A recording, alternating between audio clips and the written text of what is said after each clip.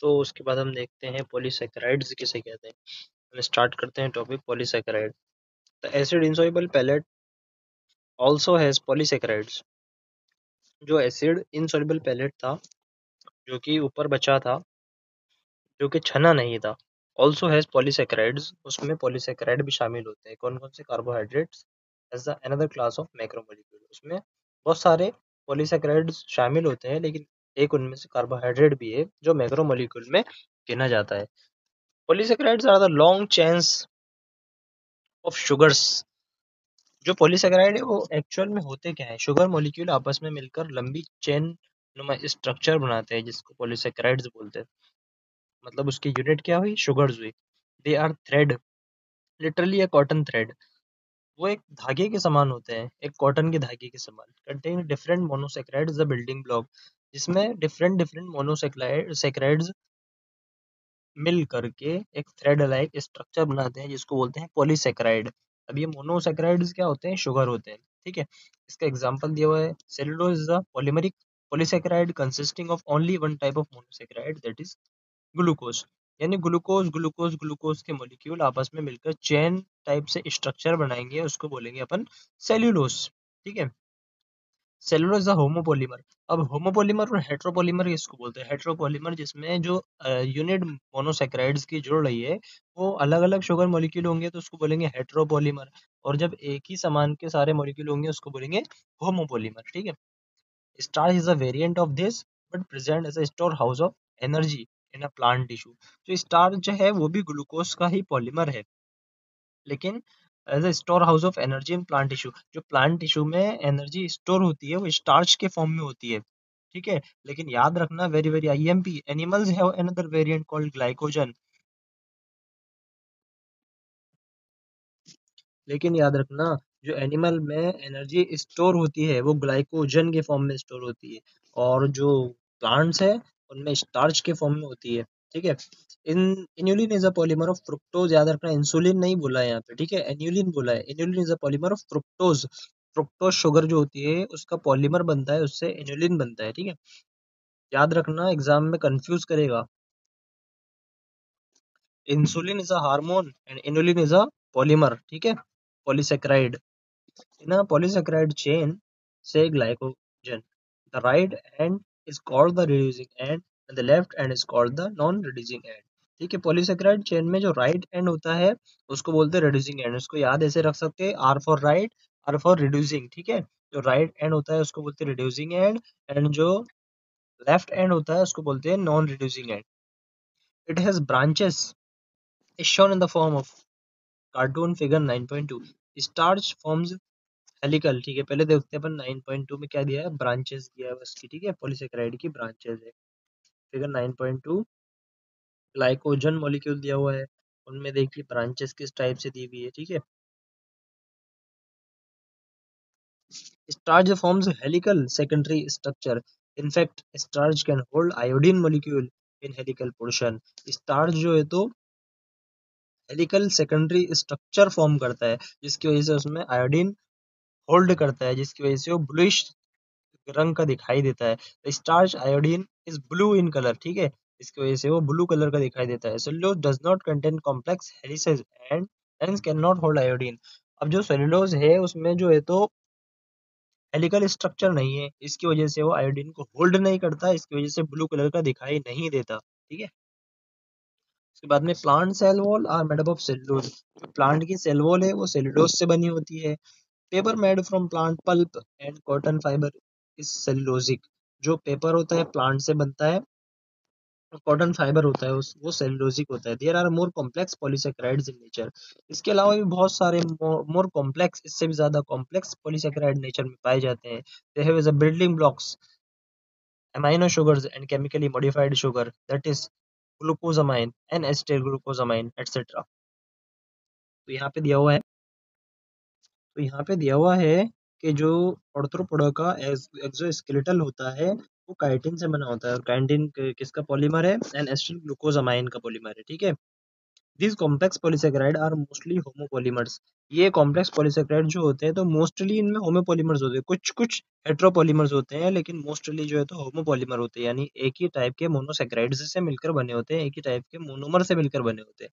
उसके बाद आता है very very IMP topic, nucleic acids. ठीक है, the other type of macromolecules that one would find in the acid insoluble fraction of any living tissue is a nucleic acid। जो अपन ने जो है तो एसिड सॉल्युबल पूल में जो है तो स्ट्रक्चर को छाना था उसको मोर्टल पेस्टल विधि से, तो जो ऊपर बचा था जो छना नहीं था उसमें एक न्यूक्लिक एसिड भी पाया जाता है, उनमें से एक घटक न्यूक्लिक एसिड भी है। These are polynucleotides. Nucleic acid क्या होता है? न्यूक्लियोटाइड्स से मिलकर बना होता है, इसको बोलते हैं। इसके जो मोनोमरिक यूनिट है वो न्यूक्लियोटाइड्स है, तो इसका जो पॉलीमर हुआ वो क्या हुआ? पॉलीन्यूक्लियोटाइड हुआ, जिसको अपन बोले nucleic acid. Together with polysaccharides and polypeptides these comprise the true macromolecule fraction of any living tissue और सेल। उसके बाद में यहाँ पे दिया है together with together with polysaccharide and polypeptides, these comprise the true macromolecular fraction of any living tissue or cell। ठीक है, for nucleic acids the building blocks is nucleotide। जो न्यूक्लिक एसिड्स होते हैं उनके बिल्डिंग ब्लॉक्स यानी जो मोनोमरिक unit है वो क्या है? न्यूक्लियोटाइड्स है। Nucleotide has three chemically distinct components, लेकिन जो न्यूक्लियोटाइड है वो भी तीन प्रकार के डिस्टिंक्ट कंपोनेंट से मिलकर बना होता है। One is a heterocyclic compound, जो अपन ने देखे थे, जो प्यूरिन्स एंड पैरामिडिन्स दिया था, nitrogenous bases heterocyclic compound. The second is a monosaccharide यानी एक sugar, and the phosphoric acid और फॉस्फेट जो उसका थर्ड कंपोनेंट था, तीन को मिलकर न्यूक्लियोटाइड बना था। ठीक है, तो जो नाइट्रोजनस बेसिस और शुगर को मिलकर क्या बना था? न्यूक्लियोसाइड बना था, और जब न्यूक्लियोसाइड में फॉस्फेट हमने जोड़ा था न्यूक्लियोटाइड बना था। अब न्यूक्लियोटाइड आपस में मिलकर क्या करेंगे? न्यूक्लिक एसिड बनाएंगे, जो कि डीएनए और आरएनए फॉर्म करेगा। As you notice in figure 9.1, the heterocyclic compound in nucleic acid are the nitrogenous bases named adenine, guanine, uracil, cytosine, thymine। तो हमने जो पढ़ा वही बोल रहा है, जो नाइट्रोजनस बेसिस था वो क्या था? Adenine, guanine, uracil, cytosine and thymine था। Adenine and guanine are the substituted purines, while the rest are substituted pyrimidines। यानी जो एडेनिन गुआनिन था वो प्यूरिन्स है, बाकी जितने बचे वो pyrimidine है। हमने इसको ऐसे ही याद किया है जिससे हमको कंफ्यूजन ना हो कि जो एडेनिन गुआनिन है वो प्यूरिन है, बाकी जितने भी आएंगे वो pyrimidine है। ठीक है, the skeletal heterocyclic ring is called the purine and pyrimidine respectively. तो इसका मतलब क्या हुआ? जो प्यूरिन है वो स्केलेटल हेट्रोसाइक्लिक रिंग है, किसके लिए? एडेनिन और गुआनिन के लिए। बाकी जो pyrimidine स्केलेटल हेट्रोसाइक्लिक रिंग है वो किसके लिए है? वो है एडेनिन ग्वानिन को छोड़कर जितने भी बचे हैं, यानी यूरेसिल, साइटोसिन, थाइमिन, इनके लिए। ठीक है, the sugar found in polynucleotides is either ribose, monosaccharide, pentose और डीऑक्सीराइबोज, 2 डीऑक्सीराइबोज। ठीक है, a nucleic acid containing deoxyribose is called the deoxyribose nucleic acid, while that which contain ribose is called the ribose nucleic acid। यानी जो कि deoxyribose sugar contain करते हैं, मतलब जो शुगर का रिंग है उसकी सेकंड पोजीशन पर हाइड्रोजन जुड़ा हुआ है उसको बोलेंगे 2 डीऑक्सीराइबोस। ठीक है, तो उसको क्या बोलेंगे? जो 2 डीऑक्सीराइबोस कंटेन करते हैं उसको बोलेंगे डीऑक्सीराइबोस न्यूक्लिक एसिड, और जो कि राइबोस शुगर कंटेन करते हैं उसको बोलेंगे राइबोस न्यूक्लिक एसिड। ठीक है, डीएनए एंड आरएनए का फुल फॉर्म है। Structure of protein. Protein, as mentioned earlier, are heteropolymeric containing strings of amino acids। तो हमने देखा कि जो प्रोटीन है उसकी जो मोनोमरिक यूनिट है, जो सिंगल यूनिक यूनिट है वो अमाइनो एसिड है। अमाइनो एसिड से मिलकर के प्रोटीन बनते हैं। ठीक है, इसके अलावा जो यहाँ पे पैराग्राफ दिया हुआ है ये आप केमिस्ट्री में पढ़ेंगे जब उसमें बायोमोलिक्यूल पढ़ेंगे। Biologist describe the protein structure eight 4 level. लेकिन हम बायोलॉजी पढ़ रहे हैं, हमको प्रोटीन का स्ट्रक्चर 4 लेवल पे डिस्क्राइब किया गया है। ठीक है, तो first amino acid which is second and so on is called the primary structure. तो अमाइनो एसिड है, सेकंड भी अमाइनो एसिड है, थर्ड भी वही है, अमाइनो एसिड की एक चेन बनी हुई है, इसको बोलेंगे प्राइमरी स्ट्रक्चर, जो कि फिगर 9.3 में दिखाया हुआ है।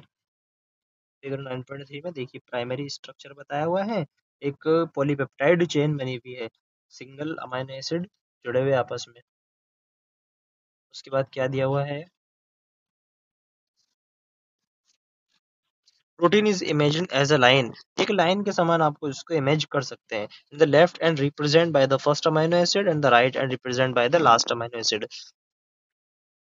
जो लेफ्ट एंड है वो फर्स्ट अमाइनो एसिड है, जो राइट एंड है वो लास्ट, जो राइट एंड है वो लास्ट लास्ट अमाइनो एसिड है। ठीक है, एक धागा कंज्यूम कर लो, उसका एक लेफ्ट एंड है वो फर्स्ट अमाइनो एसिड को रिप्रेजेंट कर रहा है, और जो उसका राइट एंड है वो लास्ट अमाइनो एसिड को रिप्रेजेंट कर रहा है।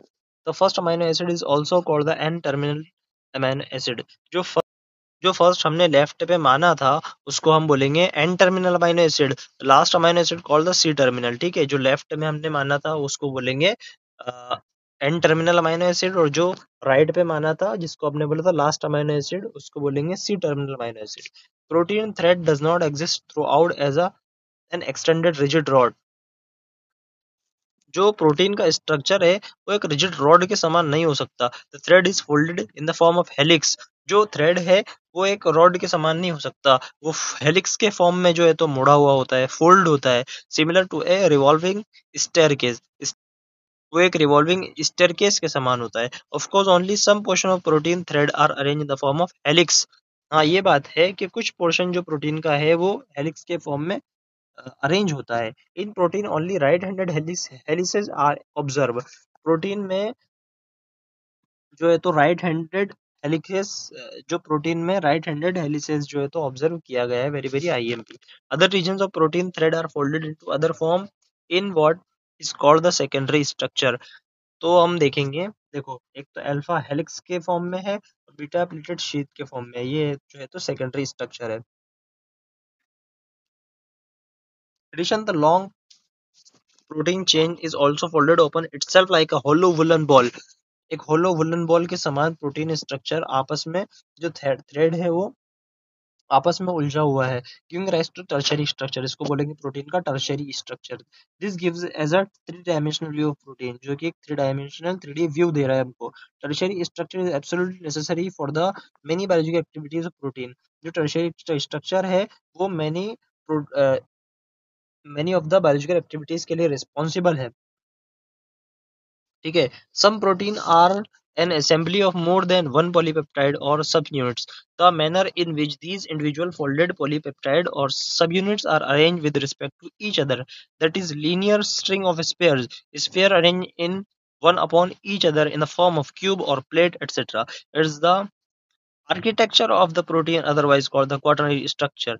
तो हमने जो सारे स्ट्रक्चर देखे प्रोटीन के, हमने जो टर्शरी स्ट्रक्चर देखा, वो जब टर्शरी स्ट्रक्चर बहुत सारे आपस में मिल जाएंगे तो क्वाटरनरी स्ट्रक्चर को शो करेंगे प्रोटीन के। ठीक है, adult human haemoglobin consist of 4 सब यूनिट। जो हमारे हीमोग्लोबिन में सब यूनिट्स होती है, 4 सब यूनिट्स होती है। ठीक है, यानी हमारा एडल्ट का ह्यूमन का हीमोग्लोबिन है वो 4 सब यूनिट्स कंटेन करता है। 2 of these are identical to each other, hence 2 sub unit of alpha type and 2 sub unit of beta type together constitute the human haemoglobin. तो हमारे हीमोग्लोबिन में 4 सब यूनिट है, 2 अल्फा और 2 बीटा। ठीक है, 2 अल्फा सेम सेम है और 2 बीटा सेम सेम है। उसके बाद में हम पढ़ेंगे प्रोटीन और ज्यादा जो है तो कॉम्प्लेक्स हो जाएगा और एंजाइम की शक्ल बना लेगा। ठीक है, enzymes, almost all enzyme are protein. लगभग सारी तरह के एंजाइम जो है तो प्रोटीन होते हैं, लेकिन कुछ एक्सेप्शंस भी है। There are some nucleic acid that behave like enzyme, these called the ribozymes. कुछ न्यूक्लिक एसिड भी हैं जो एंजाइम की तरह काम करते हैं, उनको हमने राइबोजाइम कहा। One can depict an enzyme by line diagram. An enzyme, like any protein, has a primary structure, that is amino acid sequence of protein. An enzyme, like any protein, has the secondary and tertiary structure. When you look at tertiary structure, upon itself, the chain crisscross itself, and hence many crevices or pockets are made. One such pocket is the active site. An active site of an enzyme is a crevice or pocket into which the substrate fits. जो protein की tertiary structure है जब आपस में मिलेगी तो एक pocket pocket के समान उनमें जो है तो स्ट्रक्चर बन जाएंगे। ठीक है, तो उसको हम पॉकेट को क्या बोलेंगे, एक्टिव साइड बोलेंगे, जिसपे सबस्ट्रेट आकर जुड़ेगा। Enzyme catalysts differ from inorganic catalysts in many ways, but one major difference needs mention. Inorganic catalyst work efficiently. जो एंजाइम कैटलिस्ट है वो इनऑर्गेनिक कैटलिस्ट से कई तरह से अलग हो सकता है, लेकिन जो मेजर डिफरेंसेस हैं वो यहाँ पे बताए गए हैं। Inorganic catalyst work efficiently at high temperature and high pressure. जो इनऑर्गेनिक कैटलिस्ट है वो हाई टेम्परेचर पे और हाई प्रेशर पे काम कर सकता है, while enzyme gate damage at high temperature. लेकिन एंजाइम हाई टेम्परेचर पे डैमेज हो जाता है, क्योंकि प्रोटीन जो है तो डैमेज हो जाता है हाई टेम्परेचर पे। However enzyme isolated from organism who normally live under extreme high temperature, that is hot wind and sulfur springs, are stable and retain their catalyst power even at high temperature upon 80 to 90 degrees Celsius. Thermal stability is thus an important quality of such enzyme isolated from thermophilic organism. लेकिन यहाँ पर बताया गया है कि जो enzymes extreme condition में, extreme high temperature में रहने वाले ऑर्गेनिज्म से आइसोलेट किए जाते हैं, निकाले जाते हैं, तो उनमें एक स्टेबिलिटी होती है 80-90 डिग्री सेल्सियस पर भी सर्वाइव करने की। ठीक है, इसलिए बोला गया है thermal stability is the important quality of some enzyme isolated from thermophilic organisms. यानी थर्मोफिलिक ऑर्गेनिज्म से जो आइसोलेट किए जाते हैं एंजाइम, उनकी एक स्टेबिलिटी होती है 80-90 डिग्री सेल्सियस को टॉलरेट करने की। ठीक है, हमने ये बनाया था यहाँ पे कि एक एंजाइम जब आपस में जुड़ता है, जो प्रोटीन के टर्शियरी स्ट्रक्चर से आपस में जुड़ते हैं, तो एंजाइम की इस तरह से एंजाइम बनता है और ये पॉकेट बनती है। ये पॉकेट दिख रही है, पॉकेट बनती है, सबस्ट्रेट आके उसमें जुड़ जाता है पॉकेट में। ठीक है, फिर उसके बाद में सबस्ट्रेट अलग हो जाता है और प्रोडक्ट में कन्वर्ट हो जाता है सबस्ट्रेट, और एंजाइम अलग हो जाता है। ठीक है, उसके बाद में chemical reaction. How do we understand these enzymes? Let us first understand a chemical reaction. Chemical compound undergo two types of changes. Physical change simply refer to a change in the shape without breaking of bond. जो है तो chemical compound जो है तो दो तरह से chemical reaction में चेंजेस करते हैं। एक तो है फिजिकल चेंज होता है, मतलब उनका शेप बदल जाता है कोई बॉन्ड टूटे बिना, this is a physical process. Other physical process is a change in the state. एक फिजिकल प्रोसेस ये है कि स्टेट बदल जाती है, जैसे कि आइस है वो पिघल गया, वाटर में कन्वर्ट हो गया, जो वाटर है वो वेपर में कन्वर्ट हो गया, this also physical process. However when bone are broken and newborn are formed during transformation, this will be called the chemical reaction. लेकिन जब एक बॉन्ड टूटता है और नए बॉन्ड बनते हैं, उसको बोलते हैं केमिकल रिएक्शन। जैसे कि यहाँ पे एग्जांपल दिया हुआ है, बेरियम हाइड्रोक्साइड का सल्फ्यूरिक एसिड के साथ में रिएक्शन किया तो बेरियम सल्फेट बना और वाटर वाटर अलग हो गया। तो क्या हुआ, एक बॉन्ड, कुछ बॉन्ड टूटे और कुछ बॉन्ड बन गए, इसको बोलेंगे chemical reaction. Is an inorganic chemical reaction. Similarly hydrolysis of starch into glucose is an organic chemical reaction. इसी तरह से ये तो एक इनऑर्गेनिक केमिकल रिएक्शन हुई, लेकिन जब स्टार्च का हाइड्रोलिसिस होता है, वो ग्लूकोज में कन्वर्ट होता है, उसको बोलेंगे organic chemical reaction. Rate of physical और chemical process refer to the amount of product formed per unit time, it can be expressed as. यानी जो भी रेट है केमिकल रिएक्शन का, वो किस चीज पर डिपेंड करेगा, वो amount of product formed per unit time, यानी पर यूनिट टाइम में कितना प्रोडक्ट फॉर्म हो रहा है, इस पर डिपेंड करता है। Rate can also be called velocity of the direction is specified. Rate को हम और क्या कह सकते हैं, velocity in if the direction is specified. उसको वेलोसिटी भी बोल सकते हैं, लेकिन उसके लिए डायरेक्शन स्पेसिफाई होना जरूरी है। Rates of physical and chemical process are influenced by temperature among other factors. जो फिजिकल और केमिकल रिएक्शन के जो फिजिकल और केमिकल रिएक्शन का रेट है, वो टेम्परेचर पर भी डिपेंड करता है। ठीक है, general rule of thumb is that rate doubles और डिक्रीज बाय हाफ। एक जनरल रूल बता दिया गया है, जो केमिकल रिएक्शन का रेट है वो या तो डबल हो जाएगा या डिक्रीज बाय हाफ हो जाएगा for every 10 degree Celsius change in either direction. किसी भी डायरेक्शन में चेंज 10 डिग्री सेल्सियस चेंज होने पर या तो रिएक्शन का रेट डबल हो जाएगा या डिक्रीज बाय हाफ हो जाएगा। Catalyzed reactions proceed at rates vastly higher than that of uncatalyzed one। यानी जिन रिएक्शन में कैटलिस्ट मौजूद होता है, उनकी जो प्रोसेस करने की क्षमता होती है वो बहुत तेज होती है एज कम्पेयर टू अनकैटलाइज्ड, जिनमें कैटलिस्ट मौजूद नहीं होता। When enzyme catalyzed reaction are observed, the rate would be vastly higher than the same but uncatalyzed reaction। तो वही बात कही गई है। ठीक है, जैसे कार्बन डाइऑक्साइड है और वाटर है, कार्बनिक एनहाइड्रेस की प्रेजेंस में किया, कार्बनिक एसिड बहुत जल्दी बन जाता है। In the absence of any enzyme this reaction is very slow. अगर हम एंजाइम की प्रेजेंस में ये रिएक्शन नहीं करवाते तो क्या होता, कार्बोनिक एसिड के 200 मॉलिक्यूल बनते 1 घंटे में, ठीक है। 1 घंटे में कार्बोनिक एसिड के 2 मॉलिक्यूल बन रहे हैं। However by using the enzyme present with in the cytoplasm called the carbonic anhydrase. लेकिन जब हमने कार्बोनिक एनहाइड्रेज की मौजूदगी में ये रिएक्शन कराया तो रिएक्शन की स्पीड इतनी बढ़ गई dramatically, with about 6 lakh molecule being form very every second. तो 6 लाख मॉलिक्यूल एक सेकंड में बन जा रहे हैं। लेकिन क्या हो रहा था, अगर एंजाइम नहीं होता तो 200 मॉलिक्यूल बनते 1 घंटे में। लेकिन अभी क्या हो रहा है, 1 सेकंड में 6 लाख मॉलिक्यूल बन जा रहे हैं, ठीक है। The enzyme has accelerated the reaction rate by about 10 million time. क्या हुआ, एंजाइम की प्रेजेंस में जो रेट ऑफ रिएक्शन है वो 10 मिलियन टाइम्स बढ़ गया। The power of enzyme is incredible ended. There are thousands of type of enzymes each catalyzing a unique chemical or metabolic reaction, a multi-step chemical reaction. When each of its step is catalyzed by the same enzyme complex or different enzyme is called the metabolic pathway. For example, लेकिन जब क्या होता है, बहुत सारी multiple reactions होती है तो उसको बोलते हैं मेटाबॉलिक पाथवे बोलते हैं, ठीक है।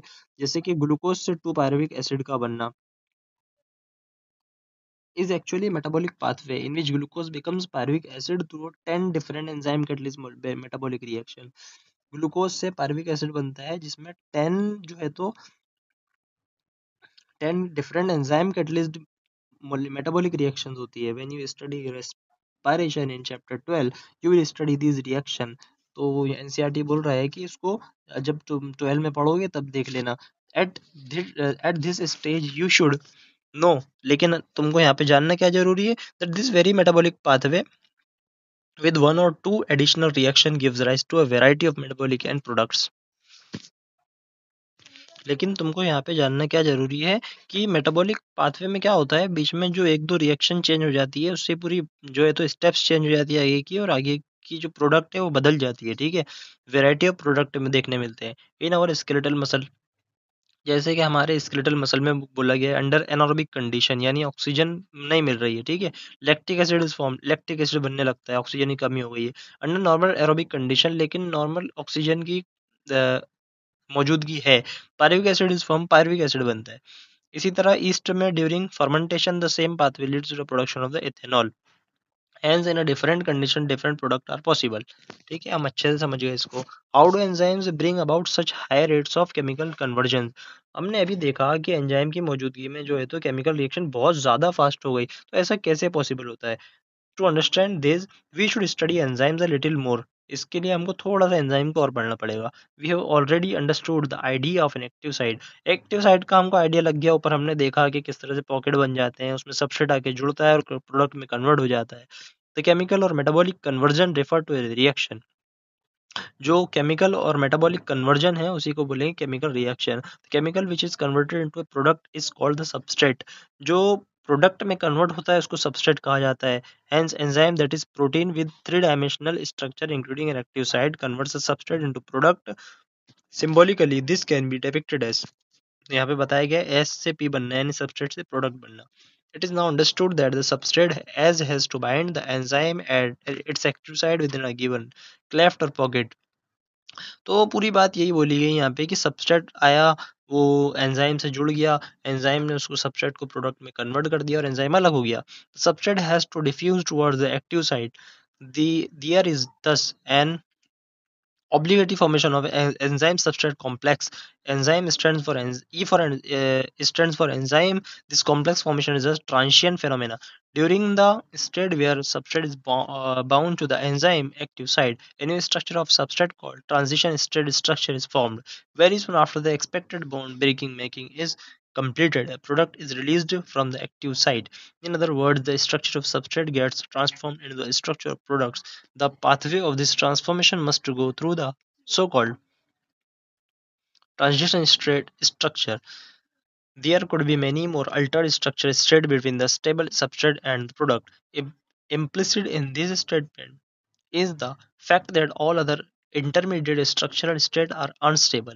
Stability is something related to energy states, status of the molecule or the structure. Hence, when we look at this pictorially through a graph, it looks like something as in figure 9.4। तो हमने देखा कि substrate जो था तो उसकी energy level क्या था और जो प्रोडक्ट है उसका एनर्जी लेवल क्या है, ठीक है। उसका Y axis represent the potential energy content, X axis represent progression of the structural transformation for status through the transition state.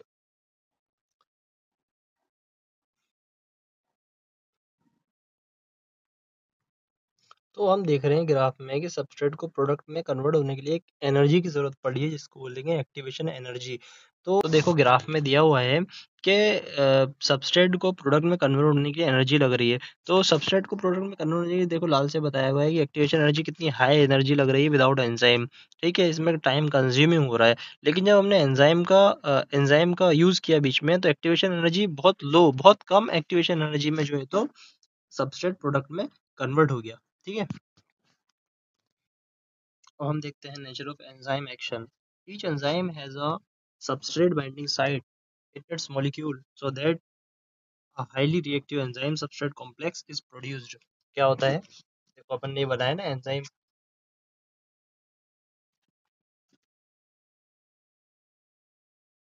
देखो ये एंजाइम है, उसमें जो है तो सबस्ट्रेट आके जुड़ता है तो एंजाइम सबस्ट्रेट कॉम्प्लेक्स बन जाता है मिलकर। ठीक है, enzyme substrate complex is produced, this complex is short lived. तो ये कॉम्प्लेक्स जो होता है वो शॉर्ट लिव्ड होता है, कम टाइम के लिए होता है, and dissociated into its product and the unchange enzyme with the intermediate formation of enzyme product complex. उसके बाद क्या होता है, एंजाइम सबस्ट्रेट कॉम्प्लेक्स जो होता है एंजाइम प्रोडक्ट कॉम्प्लेक्स में कन्वर्ट हो जाता है, उसके बाद प्रोडक्ट अलग हो जाता है और एंजाइम अनचेंज वो वैसे के वैसे रहता है, अलग हो जाता है। The formation of enzyme substrate complex essential for catalysis. तो ये एंजाइम सबस्ट्रेट कॉम्प्लेक्स जो है तो कैटालिसिस के लिए एसेंशियल है, ज़रूरी है। The catalytic cycle of an enzyme action can be described in the following steps. तो एंजाइम की कैटालिटिक साइकिल कैसी होती है वो निम्नलिखित में दर्शाया गया है। First, the substrate bind to the active side of enzyme fitting into the active site. सबसे पहले क्या होता है, सबस्ट्रेट जो होता है एंजाइम में फिट हो जाता है एक्टिव साइड में एंजाइम की। ठीक है, उसके बाद binding of the substrate induce the enzyme to alter its shape fitting more tightly around the substrate. उसके बाद में क्या होता है, जो सबस्ट्रेट है वो एंजाइम को इंड्यूस करता है उसका शेप चेंज करने के लिए ताकि वो उसको अच्छे से कस के पकड़ सके। ठीक है, देखो अपन नहीं बनाए थे इसमें, ये एंजाइम है, ये सबस्ट्रेट है, ये इसको और कस के पकड़ लिया है एंजाइम ने सबस्ट्रेट को। Number three, the active side of enzyme now is close proximity of the substrate break the chemical bond of the substrate and the new enzyme product complex is formed। उसमें क्या होता है, जो पुराने bond है वो टूटते हैं, नए बॉन्ड बनते हैं और एंजाइम प्रोडक्ट कॉम्प्लेक्स बन जाता है। उसके बाद क्या होता है, enzyme releases the product of the reaction and the free enzyme is ready to bind another molecule of substrate and run through the catalytic cycle once again. उसके बाद क्या होता है, एंजाइम तो अनचेंज होता है, एंजाइम अलग हो जाता है सबस्ट्रेट के ही जो है तो पुराने बॉन्ड टूटे थे, नए बॉन्ड बने थे, सबस्ट्रेट प्रोडक्ट में कन्वर्ट हो गया था, अब एंजाइम अनचेंज होके वापस से चला गया और जो नए सबस्ट्रेट है उससे जुड़ने को तैयार है, नए सबस्ट्रेट जुड़ के फिर वो प्रोडक्ट में कन्वर्ट होते हैं, ये साइकिल कंटिन्यू चलता रहता है। और हमने समझ लिया कि एंजाइम सबस्ट्रेट मिलके एंजाइम प्रोडक्ट कॉम्प्लेक्स कैसे बनता है और सबस्ट्रेट प्रोडक्ट में कन्वर्ट कैसे होता है। अब हम देखेंगे फैक्टर अफेक्टिंग एंजाइम एक्टिविटी, यानी एंजाइम की जो एक्टिविटी है कौन से फैक्टर अफेक्ट करते हैं। Activity of an enzyme can be affected by change in the conditions which can alter the tertiary structure of protein. These include temperature, pH, change in substrate concentration और binding of specific chemical that regulate its activity। सबसे पहले क्या होता है, जो हम देखे थे जो एंजाइम है तो मोस्टली एंजाइम्स क्या है, प्रोटीन है। क्या होता है, प्रोटीन का डीनेचुरेशन होने लगता है, प्रोटीन का स्ट्रक्चर चेंज कर देते हैं, कुछ ऐसी अवस्थाएं होती है जिसकी वजह से प्रोटीन का टर्शियरी स्ट्रक्चर जो है तो वो खराब हो जाता है या चेंज हो जाता है ना। तो इसमें क्या क्या शामिल है, टेम्परेचर है, टेम्परेचर बढ़ने पर जो है तो प्रोटीन अफेक्ट करता है, टेम्परेचर कम होने पर अफेक्ट करता है, पीएच है, और सबस्ट्रेट कंसंट्रेशन है, और बाइंडिंग ऑफ स्पेसिफिक केमिकल है। कुछ केमिकल ऐसे होते हैं जिनके बाइंड होने से या तो उसकी स्ट्रक्चर खराब हो जाएगी या बदल जाएगी। अब एक एक करके अपन इसको नीचे देखते हैं। सबसे पहले आएगा temperature and pH. Enzyme generally function in a narrow range of temperature and pH. ठीक है, फिगर 9.5 में बताया गया है। देखो ये पीएच का ग्राफ है, ये टेम्परेचर के ग्राफ है। Each enzyme show its highest activity at a particular temperature and pH called the optimum temperature और optimum pH। कुछ ऐसा टेम्परेचर और पीएच होता है जिस पर एंजाइम अपनी हाईएस्ट एक्टिविटी शो करता है, उसको क्या बोलते हैं, ऑप्टिमम टेम्परेचर बोलते हैं, ऑप्टिमम पीएच बोलते हैं, ठीक है। Activity declines both below and above the optimum value, अगर उससे ऊपर या नीचे टेम्परेचर या पीएच हुआ तो एंजाइम की एक्टिविटी डिस्टर्ब हो जाएगी। Low temperature preserve the enzyme in a temporary inactive state, अगर टेम्परेचर लो हो गया यानी ठंड ज्यादा हो गई तो क्या होगा, प्रोटीन थोड़ी देर के लिए इनएक्टिव स्टेट में चला जाएगा। तो उसको क्या बोलेंगे हम, temporary inactive state. Very high temperature destroys enzyme activity because protein are denatured by heat. लेकिन क्या होता है, जो अगर टेम्परेचर बहुत ज्यादा बढ़ गया तो प्रोटीन जो है तो डीनेचर होने लगता है ज़्यादा टेम्परेचर पे, तो इसलिए एंजाइम भी क्या होता है, डीनेचर हो जाता है हीट ज़्यादा बढ़ने पे। उसके बाद में आता है कंसंट्रेशन ऑफ सबस्ट्रेट, अगर सबस्ट्रेट का कंसंट्रेशन बढ़ाएंगे तो क्या होगा, way with the increase in substrate concentration the velocity of enzymatic reaction rises at first. सबसे पहले तो हम सबस्ट्रेट बढ़ाते जाएंगे तो एंजाइम की एक्टिविटी की, एंजाइम रिएक्शन की जो है तो वेलोसिटी बढ़ती जाएगी बढ़ती जाएगी बढ़ती जाएगी, reaction ultimately reach the maximum velocity. लेकिन एक स्टेट ऐसी आएगी जिसमें एंजाइम की वेलोसिटी मैक्सिमम हो जाएगी, यानी उसके बाद में सबस्ट्रेट बढ़ाने पर एंजाइम की वेलोसिटी नहीं बढ़ेगी, ठीक है। Which is not exceed by another further rise in concentration of the substrate, यानी सबस्ट्रेट का कंसंट्रेशन बढ़ाए तो उसकी जो है वेलोसिटी नहीं बढ़ रही है, उसको विमैक्स बोल दिए। This is because the enzyme molecule are fewer than the substrate molecule. हाँ, लेकिन ये इसलिए होता है क्योंकि एंजाइम मोलिक्यूल कुछ ही होते हैं, ठीक है। सबस्ट्रेट मोलिक्यूल हम बढ़ाते जाएंगे तो एंजाइम की जो कैपेसिटी है वो खत्म हो जा रही है, एंजाइम इतने नहीं है जितने सबस्ट्रेट हम बढ़ा दे रहे हैं। And after saturation of these molecules there are no free enzyme molecule to bind with the additional substrate molecule. क्या होता है, हम कंसंट्रेशन सबस्ट्रेट का बढ़ाते जाएंगे तो एक स्टेट ऐसी आ रही है कि एंजाइम हमारे कम पड़ जा रहे हैं और सबस्ट्रेट बहुत ज्यादा हो जा रहा है, ठीक है। तो जो वेलोसिटी है मैक्सिमम हो जाएगी एंजाइम की, उसके बाद सबस्ट्रेट बढ़ाने पर उसकी वेलोसिटी नहीं बढ़ेगी। The activity of enzyme is also sensitive to the presence of a specific chemical that bind to the enzyme. अब कुछ केमिकल ऐसे होते हैं जिनकी बाइंडिंग से एंजाइम की एक्टिविटी डिस्टर्ब होती है। And the binding of chemical shuts off enzyme activity, the process is called the inhibition। तो क्या होता है, जब ऐसे केमिकल जुड़ रहे हैं एंजाइम की एक्टिविटी कम हो रही है, उसको क्या बोलेंगे, इनहिबिशन बोलेंगे, ठीक है। And the chemical is called the inhibitor, और जो उसको रोक रहा है उसको बोलेंगे इनहिबिटर, इनहिबिट कर रहा है जो, ठीक है। उसके बाद में बेटा ये दिया हुआ है Vmax अपॉन 2, मतलब जो एंजाइम की मैक्सिमम वेलोसिटी है उसकी हाफ किसके बराबर होती है, Km के बराबर होती है। इसको बोलते हैं माइकलिस कांस्टेंट बोलते हैं, very very IMP. Vmax upon 2 is equals to Km, ये क्वेश्चन पूछी जाती है एग्जाम में। उसके बाद में when the inhibitor closely resembles the substrate in its molecule structure inhibits the activity of enzyme, it is known as a competitive inhibitor। तो क्या होता है competitive inhibitor, क्या होते हैं, अब जैसा कि हमने देखा था, देखो ये एंजाइम है, ये सबस्ट्रेट है, ठीक है। ये एंजाइम की जो एक्टिव साइट है वो कैसी बनी हुई है, समोसे की तरह, मतलब त्रिकोण जो है तो उसके अंदर आ सकता है, ठीक है। और हमारी सबस्ट्रेट वो भी त्रिकोण है, उसके अंदर आ गया। लेकिन इनहिबिटर जो है केमिकल, उसका भी जो है शेप अगर त्रिकोण के समान है तो वो पहले आके जो है तो एंजाइम से जुड़ जाएगा और सबस्ट्रेट के लिए जगह नहीं बचेगी, यानी वो जुड़ता जाएगा और जब सबस्ट्रेट की जुड़ने की बारी आएगी तो एंजाइम खत्म हो जाएंगे, उसको बोलेंगे competitive inhibitor.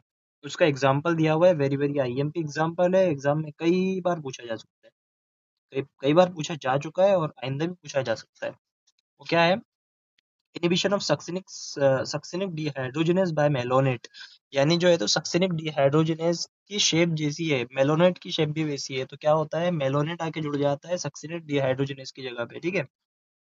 which closely resemble substrate succinate in structure. Such competitive inhibitors are often used in the control of bacterial pathogens.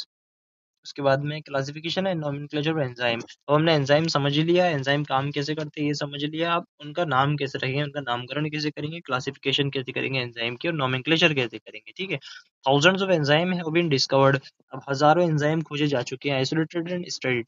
Most of these enzyme have been classified into different group based on the type of reactions they catalyse. Enzyme are divided into 6 classes each with 4 to 13 sub classes. जो enzymes है उनको 6 क्लासों में बांटा गया है और उसको 4 से 13 सब क्लास में बांटा गया है। And named accordingly by 4 digit number, और नेम कैसे कैसा रखा गया है, अकॉर्डिंग टू 4 डिजिट नंबर रखा गया है, ठीक है। अब जो 6 मेन क्लासेस हैं वो ये सामने अपने ऑक्सीडो रिडक्टेजेस, डिहाइड्रोजनेसेस, दूसरा है ट्रांसफेरेजेस, तीसरा है हाइड्रोलाइसेस, चौथा है लाइसेजेस और पांचवा है आइसोमरेजेस और छठा है लाइगेजेस। सबसे पहले हम देखते हैं oxidoreductases, dehydrogenases, enzyme which catalyse oxidoreduction between two substrate S and S dash. इसका एग्जांपल दिए हुए, ठीक है। तो क्या दिया हुआ है, एस रिड्यूस्ड है और एस डैश जो है तो ऑक्सीडाइज्ड है। लेकिन क्या करेगा, ऑक्सीजन रिडक्टेज है, मतलब जिसको जो रिड्यूस है उसको ऑक्सीडाइज कर देगा और जो ऑक्सीडाइज है उसको रिड्यूस कर देगा। तो क्या हुआ, जो एस रिड्यूस था वो एस ऑक्सीडाइज हो गया और जो एस डैश ऑक्सीडाइज था वो एस डैश रिड्यूस हो गया, ठीक है। उसके बाद में आता है number 2, transferases, enzyme catalysing a transfer of group G other than hydrogen between a pair of substrate S and S dash example, ठीक है। तो क्या हुआ, ये जो ग्रुप जी है वो हाइड्रोजन नहीं हो सकता, बाकी कुछ भी हो सकता है, ठीक है। तो एस जुड़ा हुआ है ग्रुप जी से प्लस एस डैश है, क्या करेगा, ये ग्रुप जी को निकाल देगा और एस डैश को जोड़ देगा। ये एस सबस्ट्रेट बता रहा है ना, ये कुछ भी हो सकता है, सबस्ट्रेट सबस्ट्रेट है ये। एस जो है तो कोई पर्टिकुलर जो है एलिमेंट का नाम नहीं है, ये एग्जाम्पल के तौर पे दिया हुआ है, सबस्ट्रेट के लिए एस दिया हुआ है, ठीक है, याद रखना इसको। उसके बाद में आता है hydrolysis, enzyme catalysing hydrolysis Easter ether peptide glycosidic carbon carbon carbon halide और फास्फोरस नाइट्रोजन बॉन्ड, ठीक है।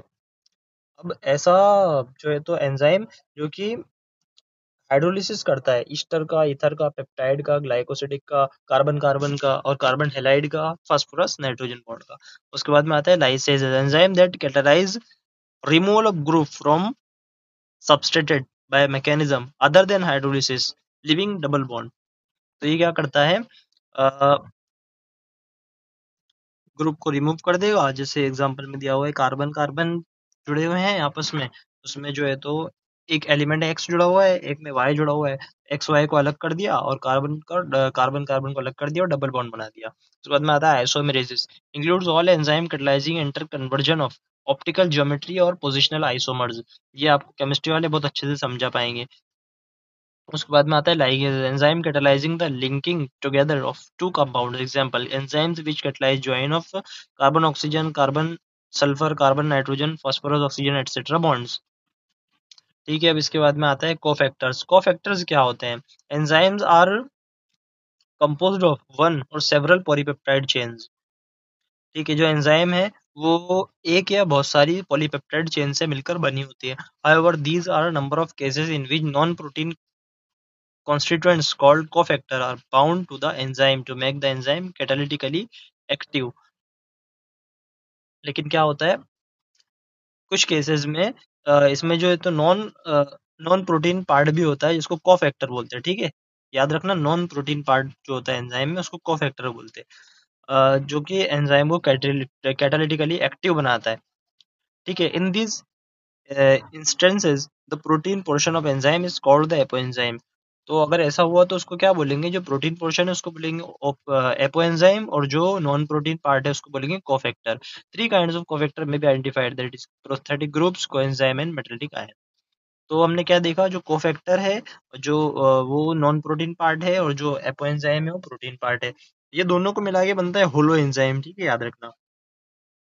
Prosthetic group are organic compound and are, उसके बाद क्या दिया हुआ है, जो कोफैक्टर है वो तीन प्रकार के हो सकते हैं, या तो प्रोस्थेटिक ग्रुप होगा या कोएंजाइम होगा या मेटेलिक आयन होगा, ठीक है, मेटल आयन होगा। सबसे पहले अपन देखेंगे प्रोस्थेटिक ग्रुप क्या होता है। Prosthetic group are organic compound and are distinguished from other cofactor in that they are tightly bound to the apoenzyme. जो प्रोस्थेटिक ग्रुप है वो दूसरे को फैक्टर से अलग कैसे है, ये जो है तो एपोएंजाइम से टाइटली बाउंड होता है। For example in peroxidase and catalase which catalyze the breakdown of the hydrogen peroxide to water and oxygen। तो एग्जांपल दिया हुआ है peroxidase एंजाइम का, जो कि ब्रेक डाउन करता है किसको, हाइड्रोजन पेरोक्साइड को वाटर एंड ऑक्सीजन में। Haem is a prosthetic group and it is a part of the active side of an enzyme, ठीक है। उसके बाद में आता है coenzyme are also organic compounds. हमने प्रोस्थेटिक ग्रुप से देख लिया, आप देखेंगे coenzyme. Coenzymes are also organic compound but their association with apoenzyme is only transient. इसमें इतना मजबूत बॉन्ड नहीं होता, usually occurring during the course of catalysis. ये क्या होता है, कैटालिसिस के टाइम जुड़ जाता है। Furthermore coenzyme serve as a cofactor in a number of different enzyme catalysis reaction. The essential chemical compound of many coenzyme are vitamins, that is coenzyme. अब many coenzymes में क्या होता है, जो कोएंजाइम मैनी कोएंजाइम में जो coenzymes है वो विटामिन्स होते हैं। तो इसमें क्या दिया हुआ है, एग्जांपल के तौर पे coenzyme nicotinamide adenine dinucleotide and nicotinamide adenine dinucleotide phosphate contain the vitamin niacin. ठीक है, ये जो स्टेटमेंट है एग्जांपल की बात से, coenzyme nicotinamide adenine dinucleotide and nicotinamide adenine dinucleotide phosphate जो है तो कंटेन करता है विटामिन नियासिन। ये वेरी वेरी आईएमपी स्टेटमेंट है, ठीक है बेटा, याद रखना इसको। Number of enzyme require metal ion. अब अपन ने क्या देख लिया, पहले प्रोस्थेटिक ग्रुप देख लिया, फिर कोएंजाइम देख लिया, अब मेटल आयन देखेंगे। Number of enzyme require metal ion for their activity. कुछ एंजाइम ऐसे होते हैं जिनको अपनी एक्टिविटी के लिए मेटल आयन की रिक्वायरमेंट होती है। Which form coordination bond with side chain at the active side and the at the same time form one और more coordinate bond with the substrate. Example इसका है zinc is a cofactor for proteolytic enzyme carboxypeptidase. तो carboxypeptidase के लिए proteolytic enzyme का cofactor क्या है, zinc है, ठीक है। उसके बाद में आता है catalytic activity is lost when the cofactor is removed from the enzyme which testified that they play a crucial role in the catalytic activity of the enzyme. तो बेटा इसके साथ में अपना वेरी वेरी आईएमपी जो है तो ये यूनिट है, उसका वेरी वेरी आईएमपी चैप्टर है बायोमोलिक्यूल्स, वो हमारा कंप्लीट हुआ। अब अपन इसके कुछ अगले लेक्चर में कुछ इसके क्वेश्चन डिस्कस करेंगे। और थैंक यू फॉर वॉचिंग बेटा, बाय बाय।